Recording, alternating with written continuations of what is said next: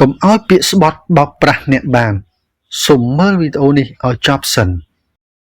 ទឹកហូរមិនដែលហត់មនុស្សស្បត់កុំឲ្យជឿពាក្យស្លោកឬសុភាសិតខ្មែរតែងតែរំលឹកយើងថាសម្ដីមនុស្សអាចប្រែប្រួលដូចជាខ្យល់បក់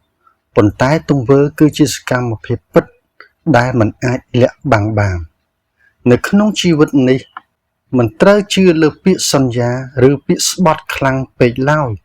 តែត្រូវមើលទៅលើចិត្តនិងសកម្មភាពជាក់ស្ដែងហើយរស់នៅដោយសតិបញ្ញានិងរស់នៅដោយមានភាពឆ្លាតវៃដូច្នេះបានជានៅក្នុងព្រះគម្ពីរម៉ាថាយជំពូក5ខ37បានក្រើនរំលឹកយើងថាតម្លៃមនុស្ស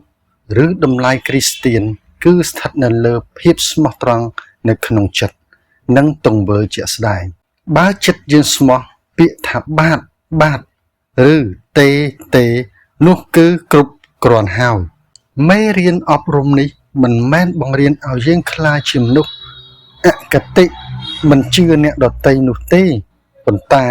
បង្រៀនឲ្យយើងមានសតិសម្បជញ្ញៈនិងភាពឆ្លាតវៃក្នុងការគិតពិចារណាលើទង្វើជាក់ស្ដែងជាជាងជឿស្លុងទៅលើពាក្យសម្ដី